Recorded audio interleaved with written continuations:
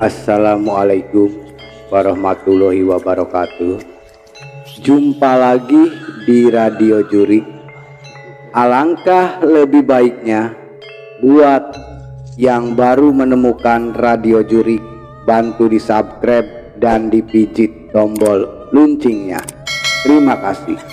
Kali ini Radio Jurik memiliki cerita bagian keempat yang memiliki judul Tanah Wingit 1994. Kita langsung aja ke ceritanya. Selamat mendengarkan.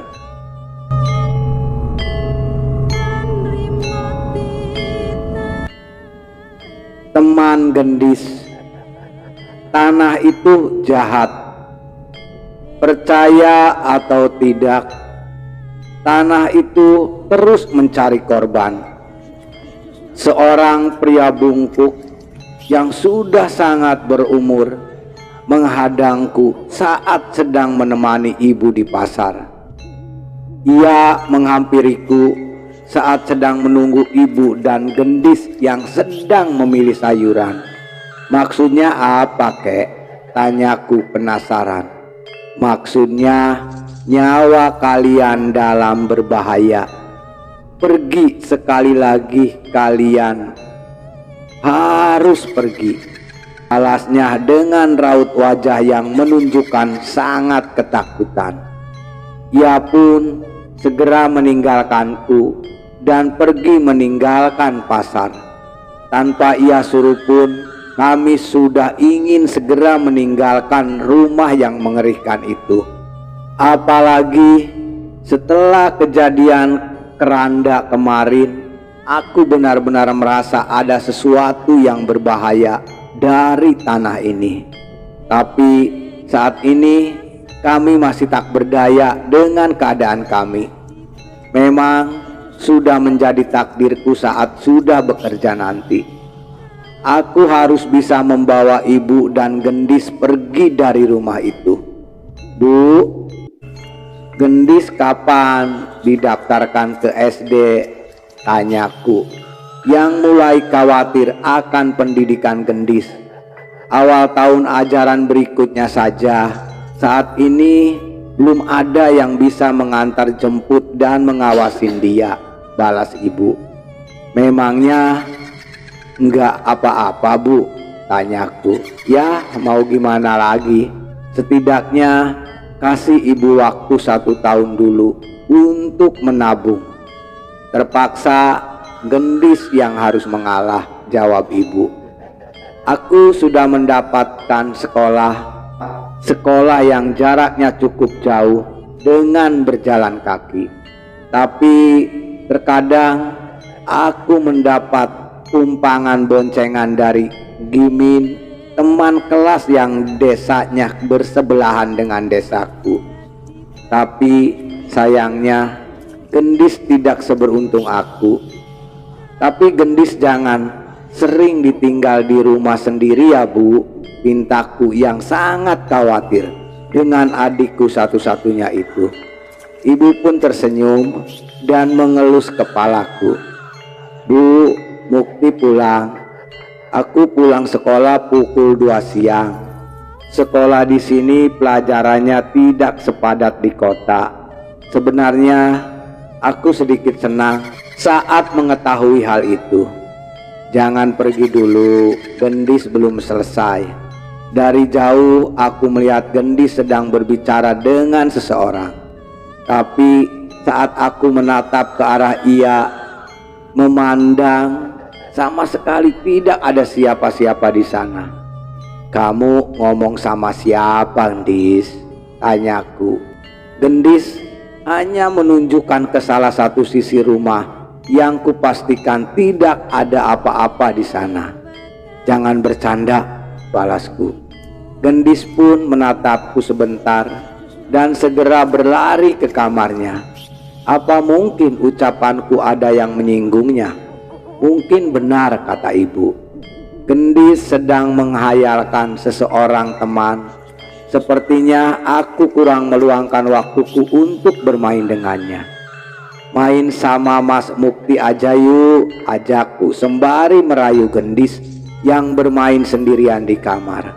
Asik kita bermain dakocan-dakocanan ya, ajak gendis. Wah, kamu bisa main dakocan?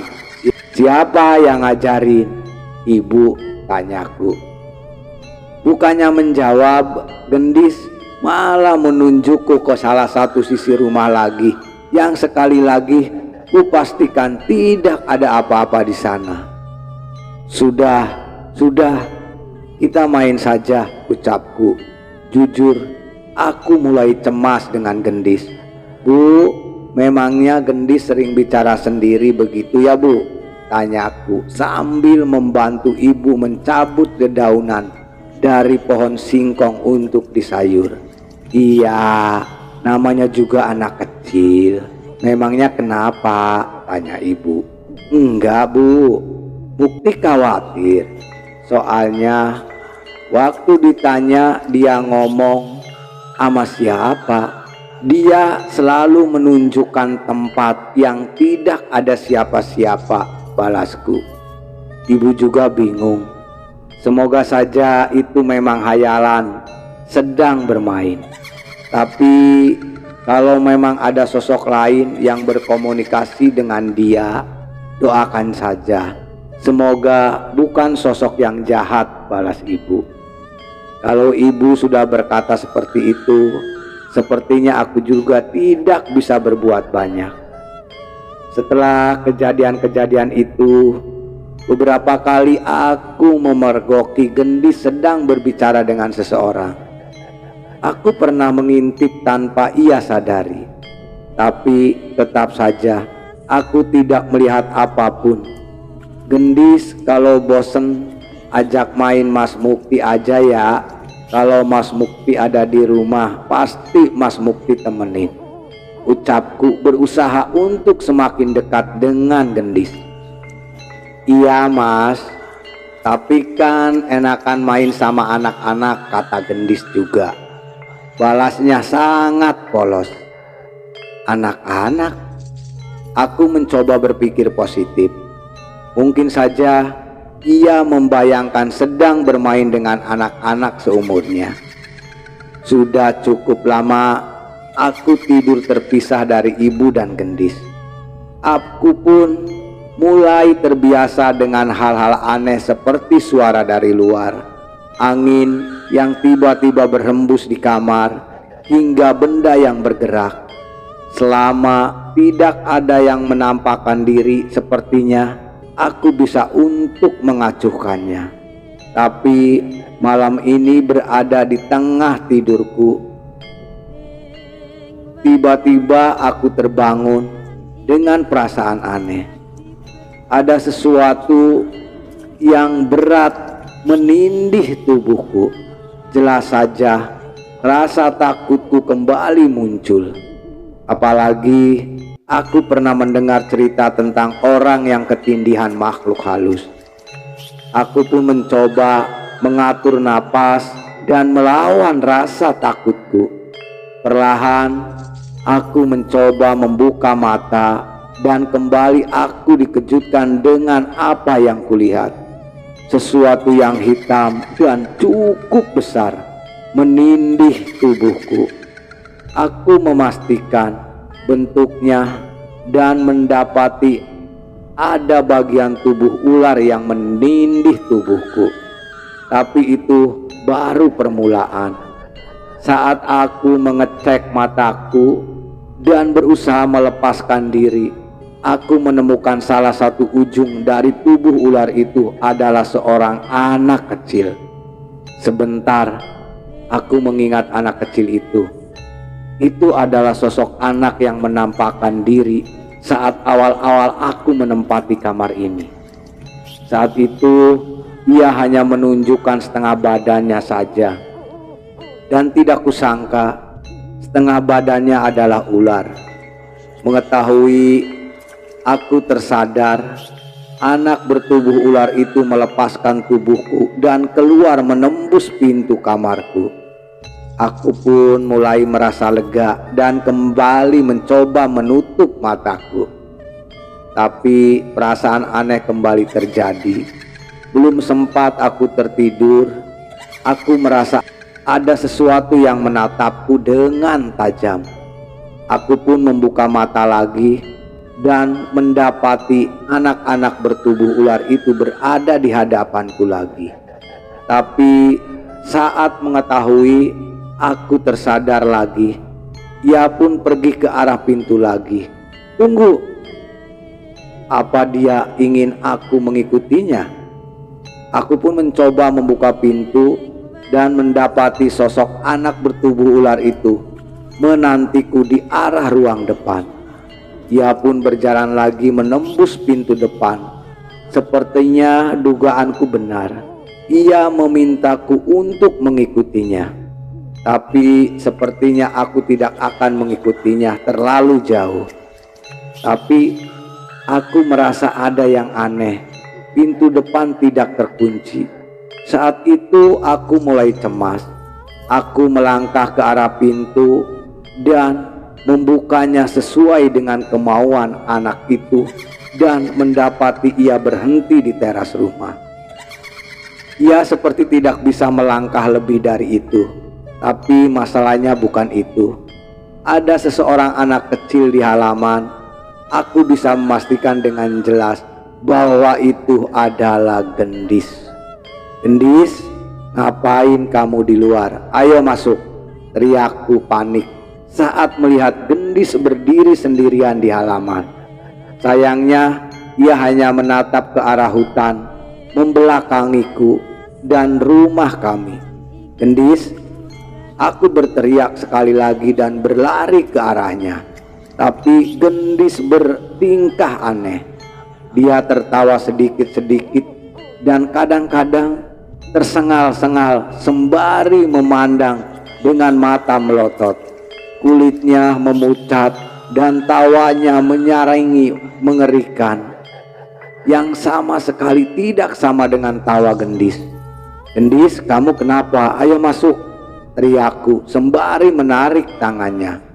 Tapi Gendis dengan mudah melepaskan gandenganku dan bersikeras untuk tetap di tempatnya.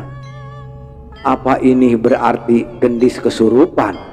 Setelah beberapa kali gagal menyadarkannya ataupun membawanya, aku pun memutuskan untuk memanggil ibu di dalam untuk membantuku.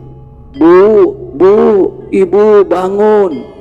Gendis kesurupan, teriakku. Ibu yang mendengar teriakanku pun terbangun dan panik saat mengetahui Gendis tidak ada di sebelahnya.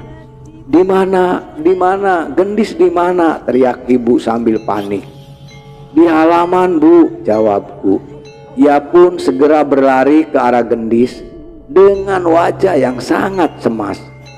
Tapi saat aku akan menyusulnya, aku mendengarkan suara aneh di dalam kamar ibu. Suara itu dari dalam lemari. Gerudak, geruduk, gerudak, geruduk. Aku pun menghampiri lemari itu dan memastikan suara itu berasal di dalamnya. Suara itu mengecil saat aku semakin mendekat. Anehnya, kali ini aku tidak mengalami perasaan takut. Aku pun membuka lemari itu dan melihat ke segala arah. Ada baju-baju kami bertiga dan beberapa barang. Tapi tanpa sadar mataku terhenti di sebuah kantung. Sebuah kantung berisi benda yang diberikan oleh temanku Andri saat akan pindah ke tempat ini. Sebuah ukiran kayu yang berbentuk ular. Hati-hati ya, sama jagain adikmu. Gendis. Tiba-tiba aku teringat ucapan Andri setelah memberikan benda ini padaku. Aku pun mengeluarkan dari kantung dan berlari ke arah halaman untuk menyusul ibu. Tepat saat aku melewati halaman, aku merasakan sesuatu melewatiku seperti ada angin yang berhembus. Ibu masih berusaha membawa Gendis ke dalam, tapi tenaganya terlalu kuat. Wajah Gendis malah terlihat menantang ke arah ibu. Tapi saat aku mendekat, Gendis berpindah menatapku. Tapi kali ini dengan tatapan marah. "Ngopo kowe iso metu? Seko kono. Kenapa kamu bisa keluar dari sana?" ucap Gendis dengan suara yang serak, yang sama sekali berbeda dengan suaranya. Aku pun menyadari benda yang aku ambil dari lemari dan membawanya kepada Gendis. "Gendis, pegang ini ya," ucapku. "Itu apa, Mukti?" tanya ibu bingung dengan apa yang kulakukan. Aku belum bisa menjawab pertanyaan ibu. Aku masih ingin melihat reaksi Gendis saat memegang benda ini. Sampai di sini dulu ya cerita Tanah Wingit 1994 bagian keempat. Ikutin terus cerita Radio Jurik yang memiliki judul Tanah Wingit 1994 bagian kelima. Terima kasih yang udah mengikuti channel Radio Jurik. Alangkah lebih baiknya sebelum meninggalkan Radio Jurik bantu di subscribe dan dipijit tombol loncengnya. Terima kasih. Sampai ketemu di cerita bagian kelima Tanah Wingit 1994. Buat teman Radio Jurik semuanya, selamat beraktivitas dan tetap semangat.